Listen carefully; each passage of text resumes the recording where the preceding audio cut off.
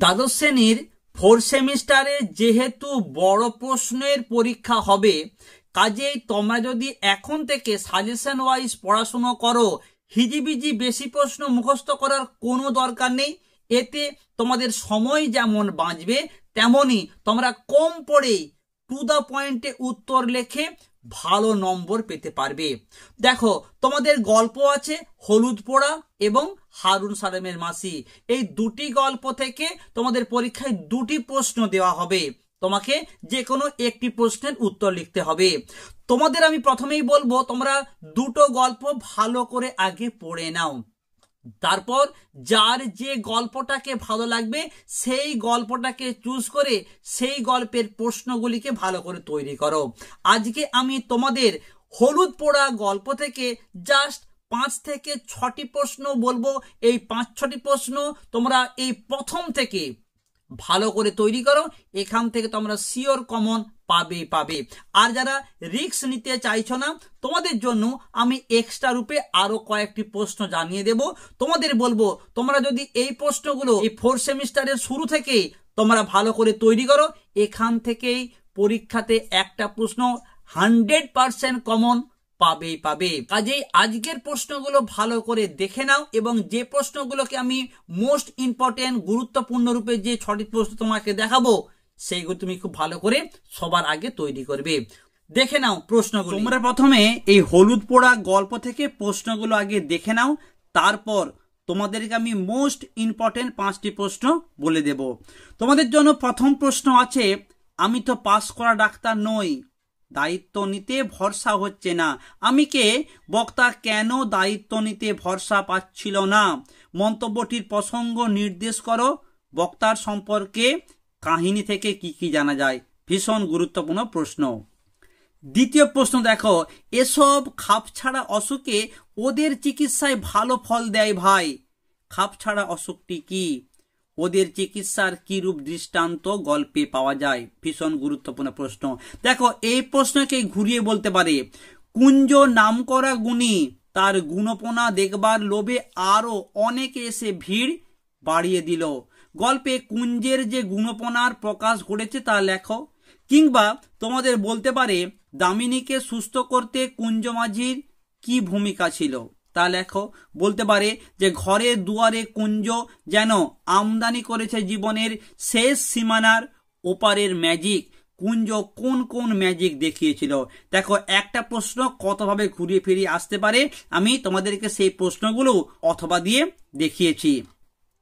তোমরা প্রশ্ন করবে কিছু চরিত্র। এই গল্পের প্রধান দুটি চরিত্র ভীষণ গুরুত্বপূর্ণ, একটি হচ্ছে ধীরেন আর কুঞ্জ মাঝি। এর পাশাপাশি তোমরা দেখতে পারো শান্তি চরিত্রটিও। কেমন? তোমরা প্রশ্ন করবে, আমি বলাই চক্রবর্তী, শুভ্রাকে আমি খুন করেছি, এই স্বীকারোক্তির মাধ্যমে কি নাটকীয় পরিণতি ঘটে? কিংবা বলতে পারে, কে তুই? বল কে তুই? মোস্ট ইম্পর্টেন্ট প্রশ্ন। এই প্রশ্নটা এই বছর পরীক্ষায় আসার সম্ভাবনা 100% কিন্তু রয়েছে। ওকে, তোমরা প্রশ্ন করবে হলুদ পোড়া গল্পের নামকরণের সার্থকতা, কিংবা ছোট গল্প রূপে হলুদ পোড়া গল্পটি কতখানি সার্থক।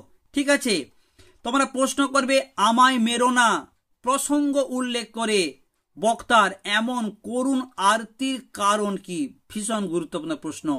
তোমরা প্রশ্ন করো হলুদ পোড়া গল্পে গ্রাম বাংলার সমাজ চিত্র কিভাবে ফুটে উঠেছে তা আলোচনা করো। যদি তোমাদের প্রশ্ন ঘুরিয়ে হয়, কঠিন হয়, এই ধরনের প্রশ্ন কিন্তু আসতে পারে। দেখো, এই যে গ্রাম্য চিত্র, এই প্রশ্নটাকে কিন্তু বিভিন্ন ভাবে আসতে পারে। তোমাদেরকে আমি অথবা দিয়ে দেখিয়ে দিয়েছি, তোমরা অবশ্যই এই অথবা দেওয়া অংশগুলি কিন্তু তুলবে। এই প্রশ্নটা কিন্তু ভীষণ গুরুত্বপূর্ণ। তোমাদের বলতে পারে যে হলুদ পোড়া একটি সংস্কারচ্ছন্ন পল্লী সমাজের ভৌতিক বিশ্বাসের গল্প। হলুদ পোড়া গল্প অবলম্বনে মন্তব্যটি আলোচনা করো। তোমরা নেক্সট প্রশ্ন করো, গাঁ শুদ্ধ লোক যেন অপ্রস্তুত হয়ে রইল, গ্রামের লোকেদের অপ্রস্তুত হওয়ার কাহিনীটি নিজের ভাষায় লেখো। এই প্রশ্নকে ঘুরিয়ে বলতে পারে, কিন্তু মানুষের বিস্ময় ও কৌতূহলের সীমা রইল না। মানুষের বিস্ময় আর কৌতূহলের কারণটা কি?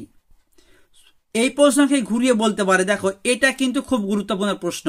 শুভ্রার পরিচয় দাও, তার মৃত্যু গাঁয়ে কেমন প্রভাব ফেলেছিল? তা হলুদ পোড়া গল্প অবলম্বনে লেখো। ঠিক আছে, কিংবা তোমাদের বলতে পারে যে পরপর গায়ে দুটো খুন হয়ে গেল, দুটো খুনের পরিচয় দাও, এদের বর্ণনা করো, এই মৃত্যুর প্রভাব গ্রামে কতখানি পড়েছিল। তোমাদের কিন্তু এই প্রশ্নটাও আসতে পারে। নেক্সট তোমরা প্রশ্ন করো যে হলুদ পোড়া গল্পটি কি নিছক ভৌতিক গল্প? তোমার মতামত নিজের ভাষায় লেখো।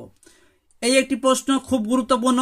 তবে বাঁশটা পেতে দাও, কাকে কোন বাঁশ কোথায় পেতে দিতে বলা হয়েছে এ কথা বলার কারণ কি? প্রশ্ন ঘুরে আসতে পারে, দেখো তোমাদের দেখিয়ে দিয়েছি। আর একটি প্রশ্ন যেটা বললাম মোস্ট ইম্পর্টেন্ট, সে বছর কার্তিক মাসের মাঝামাঝি 3 দিন আগে পরে গায়ে দুটো খুন হলো, কারা খুন হলো, কিভাবে তাদের মৃত্যু ঘটেছিল? তোমরা এই প্রশ্নগুলি ভালো করে তৈরি করে নাও। এইবার তোমাদেরকে জানিয়ে দিই মোস্ট ইম্পর্টেন্ট 5টি প্রশ্ন। দেখো, প্রথম প্রশ্ন তোমরা করবে, সে বছর কার্তিক মাসের মাঝামাঝি 3 দিন আগে পরে গায়ে দুটো খুন হয়ে গেল। ভীষণ ভীষণ ভীষণ গুরুত্বপূর্ণ প্রশ্ন, একটা করলে একটাই পাবে, সেই রকমের প্রশ্ন হচ্ছে এইটি। নেক্সট তোমরা প্রশ্ন করবে, আমি বলাই চক্রবর্তী শুভ্রাকে আমি খুন করেছি। 2026-এর জন্য একটা মোস্ট ইম্পর্টেন্ট প্রশ্ন আমি তোমাদের বলবো, সবার প্রথমে তোমরা এই প্রশ্নটা খুব ভালো করে তৈরি করবে। ওকে, খুব খুব খুব গুরুত্বপূর্ণ। দুটি প্রশ্ন গেল। 3 নম্বর তোমরা প্রশ্ন করবে কিছু চরিত্র, ধীরেন আর কুঞ্জমাঝি, ভিভিআই প্রশ্ন এই গল্পের। 3টে প্রশ্ন গেল। 4 নম্বর তোমরা প্রশ্ন করবে এই সব খাপ ছাড়া অশোকে ওদের চিকিৎসায় ভালো ফল দেয় ভাই। 4 আর 5 নম্বর প্রশ্নটাও, আমি তো পাস করা ডাক্তার নই, দায়িত্ব নিতে ভরসা হচ্ছে না। আমি এই 5টার মধ্যেও তোমাদেরকে বলছি, সবার প্রথমে তোমরা তৈরি করবে এই 1 নম্বর প্রশ্নটি। এর পাশাপাশি 4 নম্বর প্রশ্ন, আমি বলাই চক্রবর্তী শুভ্রাকে আমি খুন করেছি। আর 3 নম্বর প্রশ্ন হচ্ছে এই গল্পের চরিত্র। আর 4 নম্বর তোমরা প্রশ্ন তোমরা তৈরি করো, সে বছর কার্তিক মাসের মাঝামাঝি 3 দিন আগে পরে গায়ে দুটো খুন হয়ে গেল। এই প্রশ্নগুলি তোমরা ভালো করে তৈরি করো, তোমরা ফাইনালে এখান থেকে শিওর কমন পাবে। আর যারা রিস্ক নিতে চাইছো না, তোমাদের হাতে এখনো অনেকটা সময় আছে, তোমরা বাকি প্রশ্নগুলোও হালকা করে তৈরি করতে পারো। ওকে, নেক্সট ভিডিওর জন্য তোমরা অবশ্যই চ্যানেলটাকে সাবস্ক্রাইব করে রাখো, তার কারণ খুব তাড়াতাড়ি তোমাদের সম্পূর্ণ বাংলা সাজেশন পোস্ট হতে চলেছে। সবাই ভালো থেকো, দেখা হচ্ছে নেক্সট একটা ভিডিওতে।